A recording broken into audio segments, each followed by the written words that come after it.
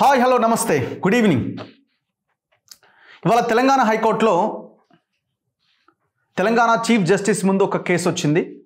చాలా important case ఇది. దాదాపుగా తెలంగాణ ప్రాంతంలో ముఖ్యంగా హైదరాబాద్లో కీలక ప్రాంతమైన ఖాజాగూడ ఏరియాలో 27 ఎకరాలకు సంబంధించిన గవర్నమెంట్ ల్యాండ్ని వంశీరామ్ బిల్డర్స్ అండ్ కో ఆనాడున్న గవర్నమెంట్ ఈనాడున్న గవర్నమెంట్లో ఉన్న కొంతమంది కలిసి మొత్తం కబ్జా పెట్టి దాదాపు 10,000 కోట్ల ఒక సామ్రాజ్యాన్ని మ్యాన్హట్టన్ పేరుతో నిర్వహిస్తున్నారు. అక్కడ పెద్ద ఎత్తున పర్మిషన్స్ వచ్చినాయి. రెరా పర్మిషన్ వచ్చింది, జిహెచ్ఎంసీ పర్మిషన్ వచ్చింది. ప్యూర్లీ అది 2 సర్వే నెంబర్లకు సంబంధించింది. Survey number 27/2 purely government land and survey number 5 చెరువు. అయితే దీని మీద మనం లాస్ట్ టైం 2 వారాల క్రితం వెళ్ళి రావడం జరిగింది హైకోర్టులో ఈ కేసు వచ్చినప్పుడు. ఇక్కడ అన్నింటికంటే కొత్తగా అంటే స్పెషల్గా చెప్పుకోవాల్సిన విషయం ఏంటంటే ఈ పర్టికులర్ కేసు హైకోర్టులో ఇవాళ అధికారంలో ఉన్న కాంగ్రెస్ ఎమ్మెల్యేలే కేసు వేశారు. ఎవరు? 4 ఎమ్మెల్యేలు. ఒకరు N M Srinivasa Reddy Mahabub Nagar MLA, 2 Anirudh Reddy Jadcherla MLA, 3 Mahabad MLA Murali Naik, 4 Nagar Kurnool MLA Rajesh Reddy. ఈ 4 కలిసి హైకోర్టులో కేసు వేశారు. ప్రజా ప్రయోజన వ్యాజ్యం పిల్ దాఖలు చేశారు. ఏమని? హైడ్రా కంప్లైంట్ చేశాం, పట్టించుకోవట్లేదు. ఇక ఒక రకంగా చెప్పాలంటే గవర్నమెంట్ పట్టించుకోవట్లేదు అన్న కోణంలో వాళ్ళు ఈ ప్రజా ప్రయోజన వ్యాజ్యం వేస్తే 2 వారాల కింద కోర్టు ముందుకు వచ్చింది. కోర్టు 2 వారాలకు వాయిదా వేసింది. అంటే ఇవాళకి వాయిదా వేసింది. ఇవాళ మళ్ళీ జడ్జిమెంట్ జరిగింది. ఆనాడు కోర్టులో పిటిషన్ వేయగానే మనం ఆ లొకేషన్కి వెళ్ళి చేసిన వీడియో ఇది. డీటెయిల్స్ మాట్లాడడం. అయితే ఇవాళ కోర్టు ఏం చెప్పింది అన్నది చాలా కీలకం. కోర్టు ఏం చెప్పిందంటే 2 వారాల్లోగా ఎవరెవరైతే ఉన్నారో మీరంతా వాళ్ళందరికీ నోటీసులు ఇష్యూ చేస్తూ ఇవాళ ఒక జడ్జిమెంట్ ఇవ్వడం జరిగింది, ఆర్డర్ ఇవ్వడం జరిగింది. High court for the state of Telangana Hyderabad main case number writ petition పిల్ నెంబర్ 47 ఆఫ్ 2025 ప్రొసీడింగ్ షీట్ ఇవాళ 7/7/2025 శ్రీ ప్రభాకర్ చిక్కుడు, ఆయన ఎవరు? ఈ పిటిషనర్ల తరపున న్యాయవాది. Learned council for the petitioners submits that he may be permitted to serve the unofficial respondents through personal service and file proof of service within 2 weeks. The prayer is allowed. Let proof of service be filed for unofficial respondents within 2 weeks. List after 2 weeks. అంటే 2 వారాలకి మళ్ళీ ఈ case వాయిదా పడ్డది. అయితే ఇందులో ప్రధానంగా ఎవరెవరు ఉన్నారు అన్నది ఇంపార్టెంట్ కదా మనకి. ఈ రెస్పాండెంట్స్ ఎవరెవరు అన్నది Bandi Bindu, Bandi Venu and others, DAGPA holder, Sohini by its B Subbareddy. ఈ B Subbareddy son of Gopal ఎవరంటే Vamshiram builders owner. Vamshiram builders owner child company ఈ సోహిని అన్నది. సో వాళ్ళకి నోటీస్ ఇచ్చారు. బండి బిందు పేరుతో ఈ కన్స్ట్రక్షన్ అప్లై చేసుకున్నారు జిహెచ్ఎంసీకి. Next Beverly Hills owners welfare society represented by Shri M Bharat Reddy. So ఈయన యాక్చువల్గా ఏంటంటే బేవర్లీ హిల్స్ వెల్ఫేర్ ఓనర్షిప్ ఇదంతా కేటీఆర్ ఆధ్వర్యంలో ఇది ఎస్టాబ్లిష్ చేయబడ్డది అనమాట. కేటీఆర్ కొండూరు రవీందర్ రెడ్డి అని ఒక ఆయనను పెట్టి మొత్తం దందా చేసిండు. ఇదంతా కేటీఆర్ కంపెనీ, కేటీఆర్ బినామీలు వీళ్ళంతా. శ్రీమతి పల్లవి కొమరయ్య కొమరయ్య ఎవరంటే ఈయన కూడా 27 ఎకరాల ప్లాటింగ్ చేసిండు గతంలో. ఎవరు? మల్క కొమరయ్య. ఇప్పుడు ఈయన ఎమ్మెల్సీ ఉన్నాడు కదా, మొన్న గెలిచిండు చూసినరా. ఈ మల్క కొమరయ్య ఈ పల్లవి పేరుతోటి, శ్రీమతి పల్లవి గారి పేరుతోటి అక్కడ ప్లాటింగ్ చేసిండు. ఇందులో కూడా ఈయన ఇన్వాల్వ్ అయినాడు.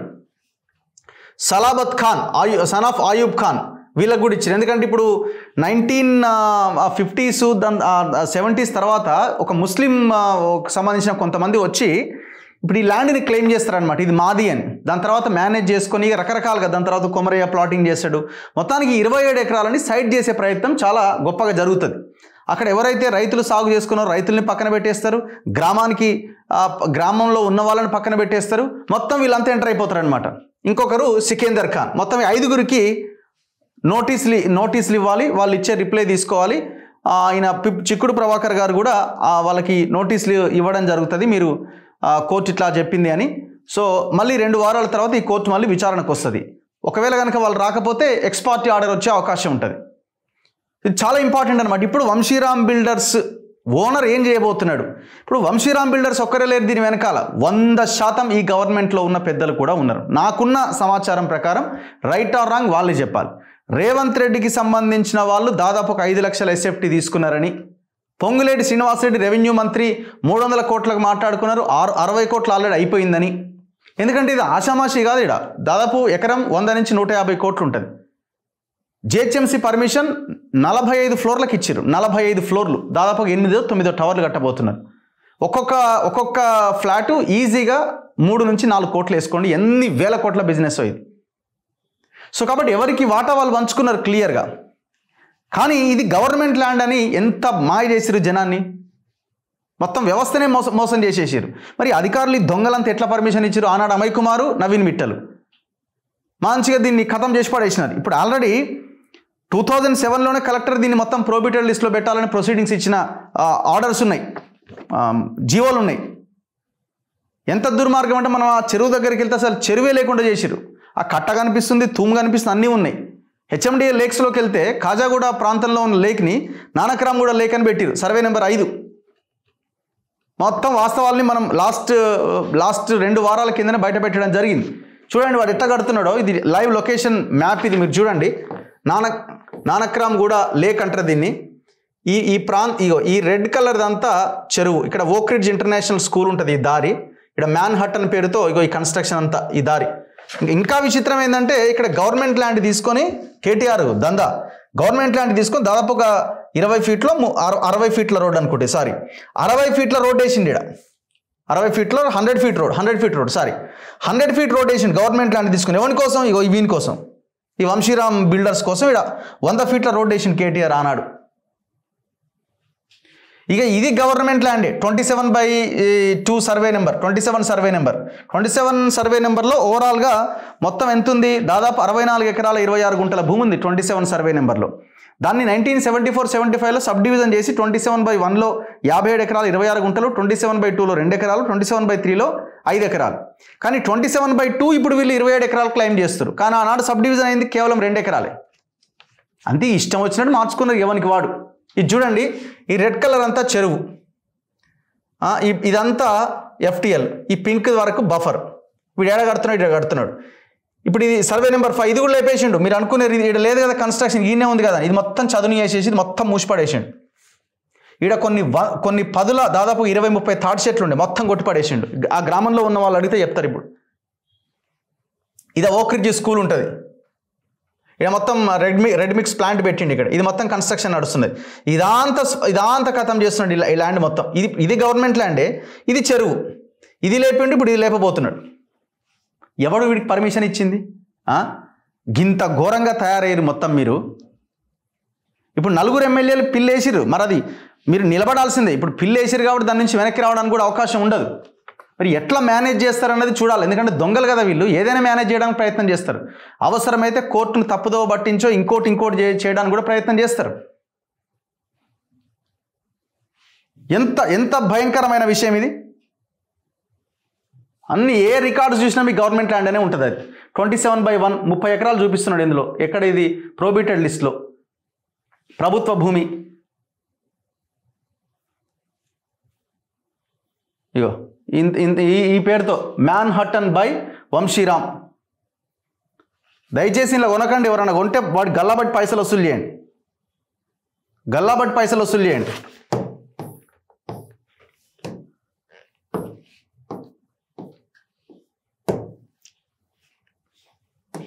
అయ్యో, ఇంకేం కావాలా? ఇది విలేజ్ మ్యాప్లో సర్వే నెంబర్స్ ఇది చూడండి ఒక్కసారి. చెరువుది ఇది చెరువు ఇది 27 సర్వే నెంబర్. ఇది లేపిండు, అది లేపిండు వాడు. ఇంకేం ఎవిడెన్స్ కావాలి చెప్పండి?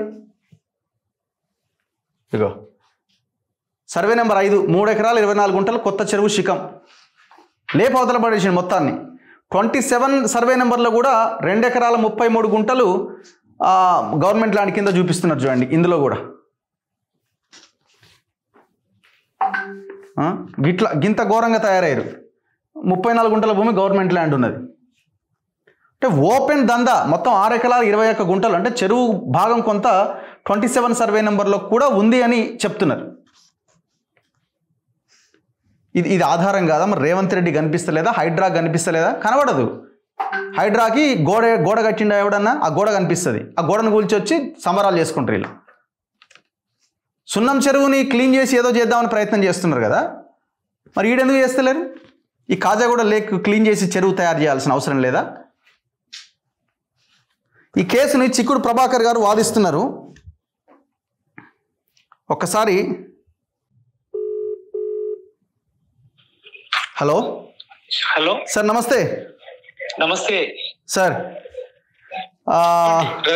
సార్ ఇప్పుడు ఏమైంది సార్ కోర్టులో ఇవాళ? కోర్టులో గత 16/6 రోజున ఈ ప్రజా ప్రయోజన వ్యాజ్యం గౌరవ ప్రధాన న్యాయమూర్తి గారి డివిజన్ బెంచ్ ఆధ్వర్యం లోపల వాదనలకు వచ్చినప్పుడు డీటెయిల్డ్ సర్వే నంబర్ దాంట్లో అప్లికేషన్ లో రాయలేదు. కాబట్టి ఏ భూమి ఏ సర్వే నంబర్ తో ఏ లొకేషన్ తో ఆక్రమణకు గురైంది దాన్ని వివరిస్తూ డీటెయిల్డ్ రిప్రజెంటేషన్ ప్రభుత్వానికి, చీఫ్ సెక్రటరీకి, అదే విధంగా CCLA-కు వీళ్ళందరికి ఇవ్వాలని చెప్పేసి రాష్ట్ర గౌరవ ప్రధాన న్యాయమూర్తి గారి ఆధ్వర్యంలో డివిజన్ బెంచ్ మమ్మల్ని ఆదేశించారు. ఓకే. ఈ నెల 24, 25న దాదాపు 11 మంది రెస్పాండెంట్స్ కు చీఫ్ సెక్రటరీతో సహా, CCLA-తో సహా, హైడ్రాతో సహా ఎవరైతే ఆ 27 ఎకరాల 18 గుంటల భూమి కాజాగూడ సర్వే నంబర్ 27/2లో బిల్డింగ్ కడుతున్నారో వాళ్ళు అంతకు ముందు వాళ్ళు ఎవరి నుంచి అయితే కొన్నారో, ఎవరు గవర్నమెంట్ నుంచి ఎవరికి పొందిందో వీళ్ళందరినీ కూడా పార్టీని చేస్తూ ఆ భూమిని వాపస్ తీసుకోవాలి. ఆ లేకు ఏదైతే ఉందో కాజాగూడ కొత్త చెరువు, ఆ చెరువును పూడ్చివేసి ఆ చెరువులకు నీళ్లు రాకుండా అక్కడ నిర్మాణాలు జరుగుతున్నాయి. కాబట్టి ఆ 27 ఎకరాల 18 గుంటలు, అదే విధంగా చెరువు ఏదైతే 7 ఎకరాలు ఉందో ఆ 7 కూడా మొత్తంగా కూడా రక్షించాలి, అది గవర్నమెంట్ ఆధీనంలోకి తీసుకోవాలి ఆ భూమిని అని చెప్పేసి రిప్రజెంటేషన్ ఇచ్చిండ్రు. ఇప్పుడు ఇచ్చిండ్రు సార్ చెప్పండి. 4 ఎమ్మెల్యేలు ఇచ్చిండ్రు. అవును. ఇచ్చిన తర్వాత అది కోర్టుకు సబ్మిట్ చేశాం. సబ్మిట్ చేసిన తర్వాత ఇవాళ గౌరవ ప్రధాన న్యాయమూర్తి గారి ఆధ్వర్యంలో డివిజన్ బెంచ్ ముందుకు వచ్చింది కేసు. వచ్చిన తర్వాత ప్రైవేట్ రెస్పాండెంట్స్ ఎవరైతే ఉన్నారో, ఫస్ట్ గవర్నమెంట్ నుంచి ప్రైవేట్ రెస్పాండెంట్ కు 95 లో పోయింది ఒక కుటుంబానికి, దాని నుంచి మళ్ళా మధ్య వేరే వాళ్ళకి పోయింది, దాని తర్వాత ఆఖరికి ఇప్పుడు కడుతున్న ఆయనకు వచ్చింది, నిర్మాణాలు చేపడుతున్న వాళ్ళకు వచ్చింది. కాబట్టి రెస్పాండెంట్స్ కు మేము నోటీసులు ఇవ్వాలి కోర్టు అని చెప్పేసి అడిగితే కోర్టు మన ప్రేయర్ను అలౌ చేస్తూ వాళ్ళందరికీ నోటీసులు ఇచ్చి, నోటీసులు ఎకనాలజ్మెంట్స్ ను మళ్ళీ కోర్టుకు 2 వారాల లోపల సమర్పించమని చెప్పేసి మమ్మల్ని ఆదేశించారు. అది వాళ్ళు బెంచ్ మీదకి మళ్ళీ రేపు నోటీసులు అందిన తర్వాత వాళ్ళు కూడా కోర్టులో వాదనలకు వచ్చిన తర్వాత అప్పుడు దాని నిర్మాణాలకు సంబంధించిన విషయం మీద భూమి ఏ విధంగా వచ్చింది అన్ని సమగ్రంగా మరి ఇప్పుడు దానికి ఏమైనా స్టే విధిస్తూ అట్లాంటిది ఏం అడగలేదా సార్ మీరు? అంటే ఇప్పుడు ఎక్స్పర్టే అడగరాదు ఇటువంటి విషయాలు. అంటే ఎదుటి వారి వాదనలు వినకుండా ఎక్స్పర్టే ఆర్డర్ ఇవ్వరు. అయితే వాళ్ళు వచ్చి వకాలత్ మనం ఆల్రెడీ మన నోటీసులు మనం సర్వ్ చేసేసి ఎకనాలజ్మెంట్స్ ను కోర్టుకు సబ్మిట్ చేసిన తర్వాత వాళ్ళు వచ్చినా రాకుండా అడగొచ్చు అప్పుడు. ఎందుకంటే సహజ న్యాయ సూత్రాలు, ప్రిన్సిపల్స్ ఆఫ్ నేచురల్ జస్టిస్ కంటే జస్టిస్ విషయం లోపల ఎదుటి వాళ్లకు అది అవకాశం ఇవ్వాలనేది కూడా సహజ న్యాయ సూత్రం. అందులో భాగంగానే ఫస్ట్ పర్సనల్ నోటీసెస్ ను. సో ఇప్పుడు ఎన్ని వారాలకు వాయిదా పడింది సార్? 2 వీక్స్ మళ్ళీ 2 వీక్స్ డేట్ ఏమన్నా ఇచ్చారా సార్? డేట్ ఆటోమేటిక్ గా 2 వీక్స్ తర్వాత వస్తుంది. ఆటోమేటిక్ గా 2 వీక్స్ తర్వాత వస్తుంది. మనము వాళ్ళు రావాల్సిందే 2 వీక్స్ తర్వాత, తప్పదు. రాకపోతే ఇక మన ఎక్స్పర్ట్ అయిపోతుంది. మేము రేపే పంపుతున్నాం నోటీసులు అందరూ. రేపే పంపిస్తున్నారు. రేపే పంపిస్తున్నాం. పిటిషనర్లు ఎంత సీరియస్ గా ఉన్నారు సార్? వీళ్ళు ఎమ్మెల్యేలు కదా, అందులో గవర్నమెంట్ ఎమ్మెల్యేలు చాలా అంటే చాలా సీరియస్ గా ఉన్నారు. వాళ్ళు నలుగురు కూడా వాళ్ళు రిప్రజెంటేషన్ సిగ్నేచర్స్ పెట్టేసి 11 మందికి 2.5 రోజులు తిరిగి ఇచ్చిండ్రు. వాళ్ళు చాలా సీరియస్ గానే ఉన్నారు. అదే విధంగా భూమిని రక్షించాలనే ఉన్నారు. ఇవాళ రేపు ప్రజాప్రతినిధులు ప్రభుత్వ భూమిని రక్షించాలని చెప్పేసి అనుకుంటున్న వాళ్ళ లోపల వీళ్ళనే చూసినాం. అదే ఎట్ ద సేమ్ టైం మనం మన చేయాల్సిన వాదనలు మళ్ళీ నెక్స్ట్ హియరింగ్ లోపల గౌరవ ప్రధాన న్యాయమూర్తి గారి డివిజన్ బెంచ్ ముందు చేస్తాం. Right sir, thank you. So Congress ఎమ్మెల్యేలు కాదు, మిగతా ఎమ్మెల్యేలు కూడా మేము రిక్వెస్ట్ చేస్తున్నాం. ఇట్లాంటివి చాలా ఉన్నాయి. ఓన్లీ వంశీరామే కాదు, మరి ఏడా మీకు అటు ఇటు తేడాలు వచ్చినాయో తెలియదు కానీ నాట్ ఓన్లీ వంశీరామ్, వాసవి ఉంది, ఫినిక్స్ ఉంది, చాలా పెద్ద దారుణమైన దుర్మార్గమైన తెలంగాణకు పెద్ద ప్రమాదం వాడు. ఇట్లాంటి కంపెనీలు చాలా ఉన్నాయి. వాటి మీద కూడా మీరు కేసులు వేసే ప్రయత్నం చేయండి. మీ కేసులకు ఇంకా దాని యొక్క మీ ఇన్ఫ్లుయెన్స్ ఉంటుంది. అంటే మీరు కేసు వేసారంటే సమాజం అంతా ఒక్కసారిగా మీ వైపు చూస్తుంది. ఒక ఎమ్మెల్యే కేసు వేస్తే ఇంకొకరు వేస్తే, పెద్దవాళ్ళు వేస్తే. సో వీటి మీద కూడా ప్రయత్నం చేయండి. ఇంత దుర్మార్గంగా మరి రేవంత్ రెడ్డి గారు మీ గవర్నమెంట్లో ఉన్న ఎమ్మెల్యేలే కేసు వేసినప్పుడు మరి మీరు ఇమీడియట్గా దాన్ని ఇనిషియేట్ తీసుకోవాలి కదా. అసలు ఏంది మా ఎమ్మెల్యేలు ఒక దాని మీద కేసు వేయడం ఏంది అంటే ఇది అక్రమంగా జరిగింది అని మీరు గుర్తించాలి కదా. మరి ఎందుకు గుర్తించలేకపోతున్నారు? అంత స్టడీస్ అప్పుడు కాకుండా సైలెంట్గా ఉన్నారు కదా.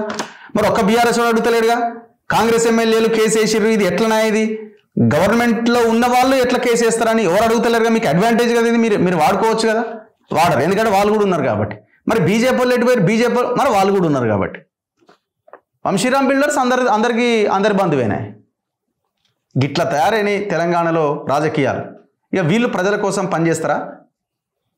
ఖచ్చితంగా ఈ కేసుని ముందుకు తీసుకెళ్ళాలి. 27 ఎకరాల ప్రభుత్వ భూమి, దాదాపు 6-7 ఎకరాల చెరువు, దీన్ని కాపాడాల్సిన అవసరం ఉన్నది. చూస్తూనే ఉండండి మన తొలి వెలుగు.